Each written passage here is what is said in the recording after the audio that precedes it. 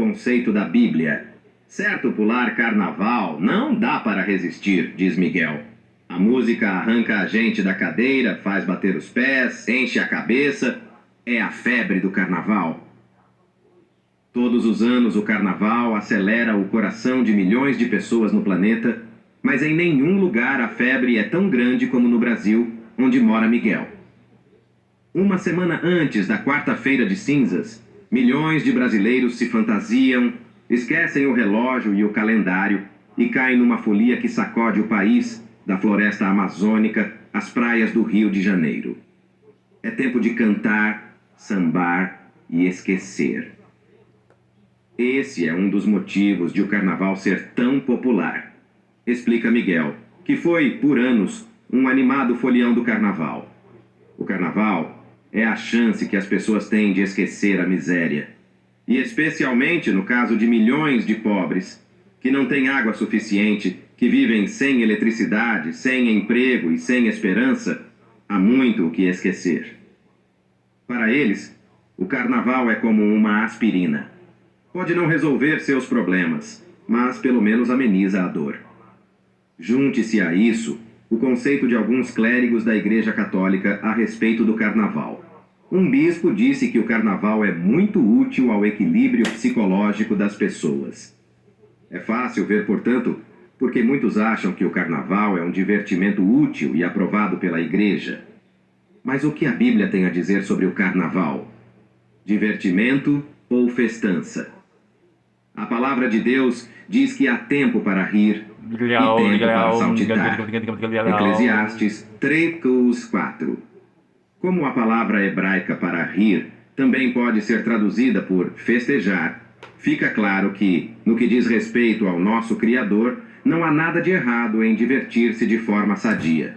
Veja 1 Samuel 18:6-7. Aliás, a palavra de Deus manda que nos alegremos.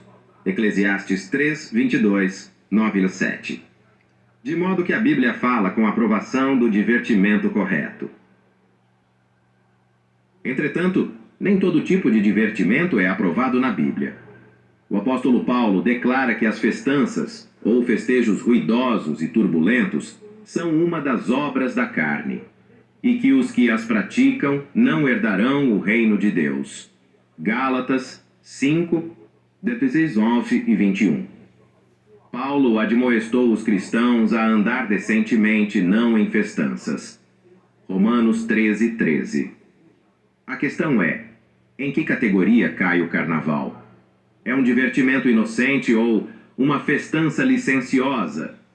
Para responder a essas perguntas, vamos explicar melhor o que a Bíblia quer dizer com festança. A palavra festança, ou kosmos em grego, ocorre 3 vezes nas escrituras gregas cristãs, sempre com sentido desfavorável. Romanos 13:13. Gálatas 5:21. 1 Pedro 4:3. E isso não surpreende, porque coimos relaciona-se com festas de má fama, bem conhecidas dos primeiros cristãos de fala grega. Que festas? O historiador Will Durant explica.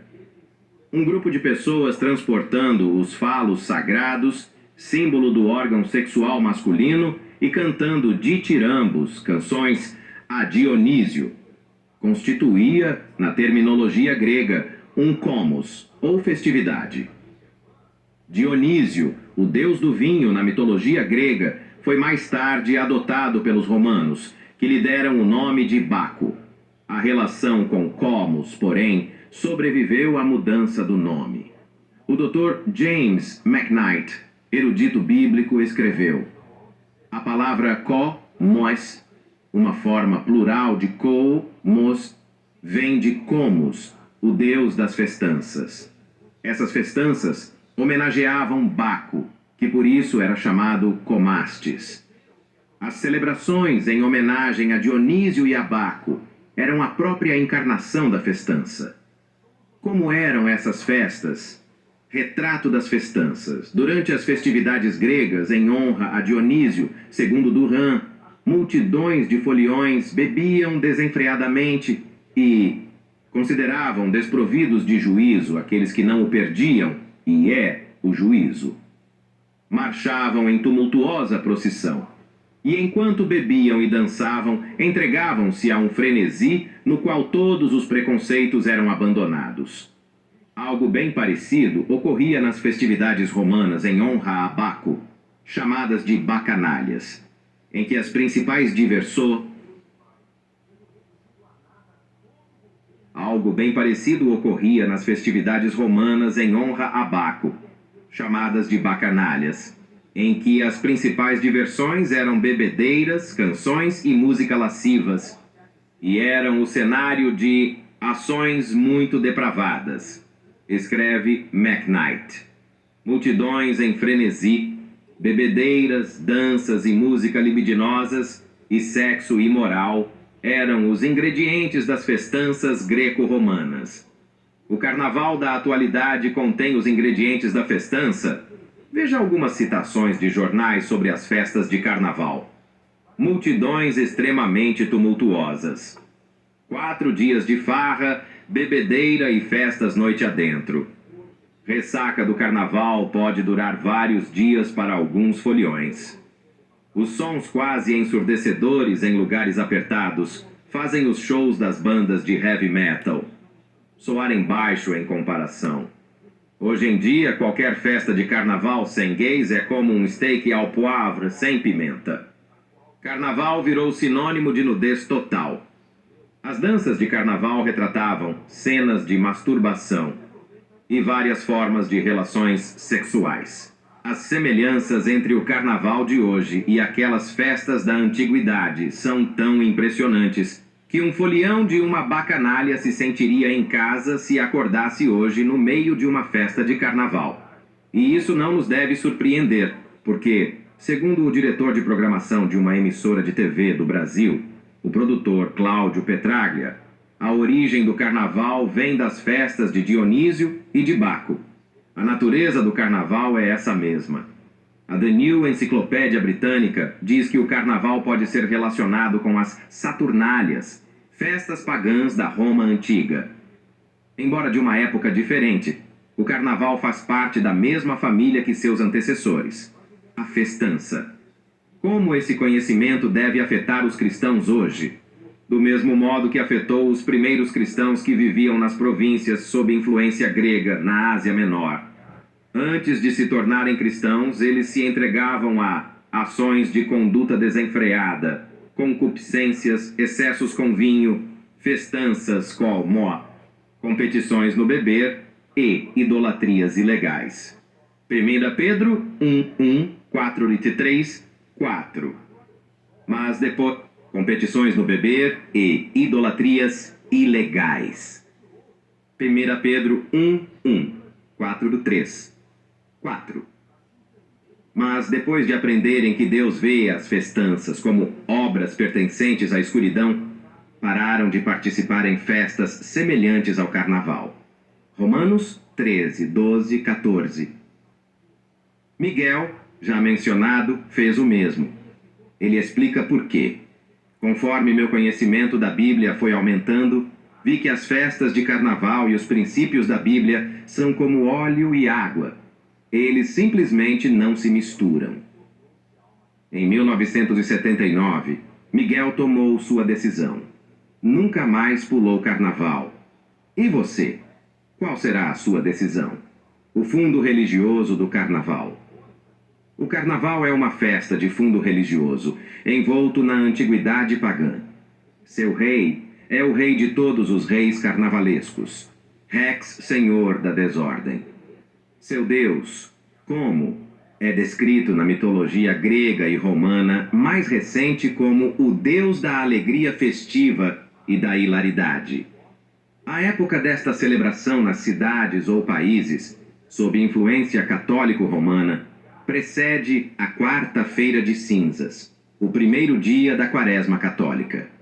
Originalmente, a celebração começava com o Ano Novo e terminava com desfiles, o corso carnavalesco e um baile na terça-feira gorda, chamada em francês de Mardi Gras, em alusão ao boi gordo que se fazia passar cerimonialmente pelas ruas. Atualmente, as festas em geral duram 3 a 4 dias. Na Alemanha, a ocasião é conhecida como Fastendienstag ou Der Karneval. Ali, nessa ocasião, o povo cantava Heute blau, morgen blau, übermorgen wieder. Bêbedos hoje, bêbedos amanhã, e depois de amanhã, bêbedos outra vez. De braços dados, gingavam ao compasso da música Wir kommen alle in den Himmel. Todos nós iremos para o céu. O observador casual, porém, talvez se incline a perguntar: onde está o significado religioso desta festa? Autoriza-nos a Bíblia a festejar o carnaval? O jornal Deutscher Kurier declarou: nos tempos mais antigos, era costume de alguns povos, no fim do inverno setentrional, celebrar uma festa de alegria desenfreada. Um barco festivo, magnificamente equipado sobre rodas, era puxado pela Rua Santa, hoje Usás. Um barco festivo, magnificamente equipado sobre rodas, era puxado pela Rua Santa. Hoje usam-se carros alegóricos, até o templo do deus Marduk. O barco sobre rodas pode ser chamado de símbolo desta festa, a qual tinha por finalidade saudar a primavera que se aproximava. Em todos os tempos e entre todos os povos, achamos que celebram a festa no fim do inverno setentrional. No Egito Antigo era celebrada em honra da deusa Ísis. Na Grécia, aparece na festa do embriagado Dioniso, emerge na licenciosidade das Saturnais romanas e reaparece nas festas da Idade Média por toda a Europa. No decorrer do tempo, a Igreja Cristã Católica adotou a festa primaveril pagã e a mudou para o início da época da Páscoa. Assim, do nome latino Carus Navalis, veio a palavra carnaval, como derivação de carne vale, carne viva bem, como trocadilho inventado pelos monges medievais ao se referirem ao período de abstinência de carne da quaresma. O livro The Two Babylons, As Duas Babilônias, de Alexander Hislop, indica que tal festa pagã era celebrada em honra a Osíris, de quem Semíramis derivava toda a sua glória e suas pretensões à deificação, o filho dela. Os escritores clássicos chamavam de Baco, o lamentado. No decorrer do tempo, veio a ser representado por um gordo touro ou boi. O costume de fazer passar pelas ruas um touro gordo ou de usar máscaras que representam um touro com chifres ainda prevalece nos carnavais de alguns países. A Enciclopédia Britânica, Bombos sendo a edição Voluniveau, também associa o carnaval com as orgias de Baco e as Saturnais romanas. Os últimos 3 dias que precedem a Quaresma, os quais nos países católico-romanos são dedicados a festas e divertimentos,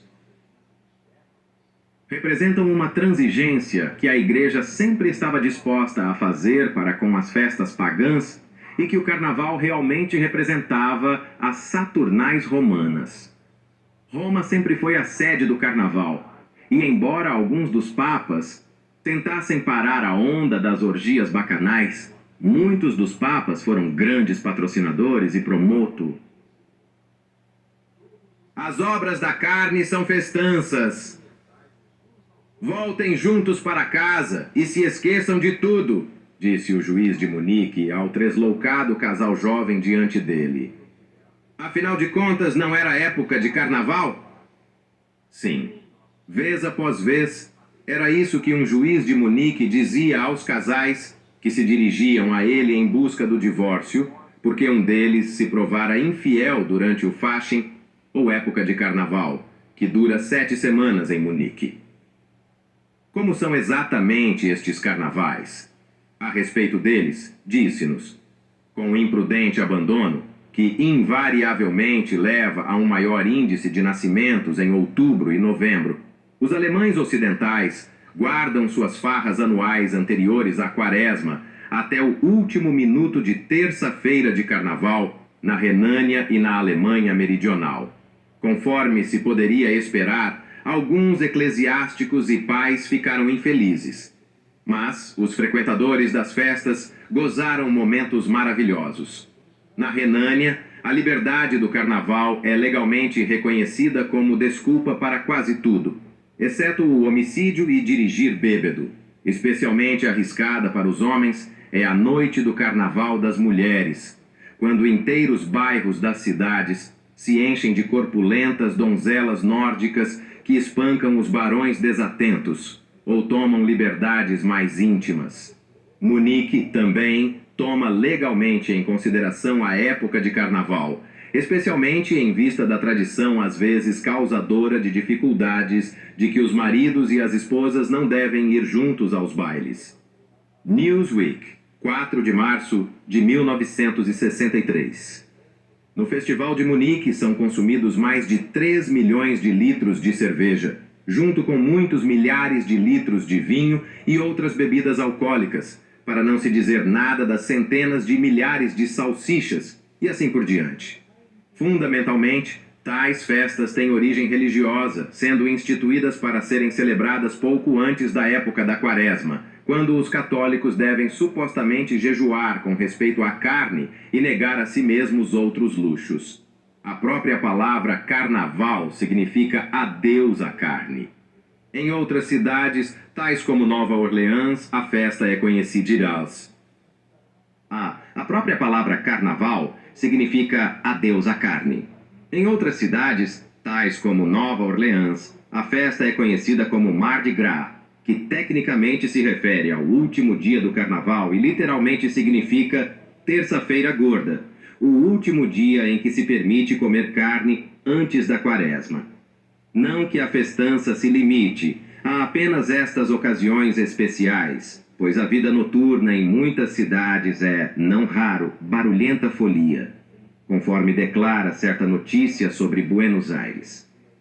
A balbúrdia reina como de costume num restaurante em La Boca, distrito do Cais do Porto, em que cada noite irrompe em tresloucado divertimento.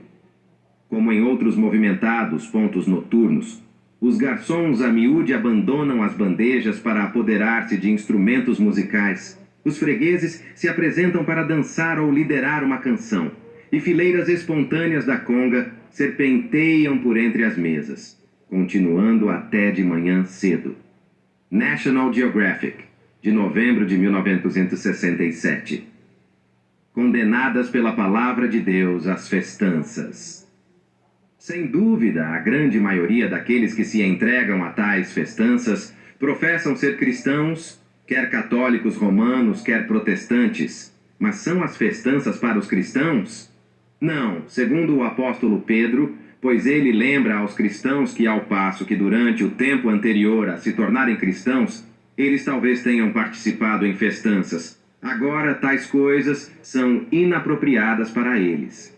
Porque já basta o tempo decorrido para ter desfeito a vontade das nações, quando procedestes em ações de conduta desenfreada, em concupiscências, em excessos com vinho, em festanças, em competições no beber.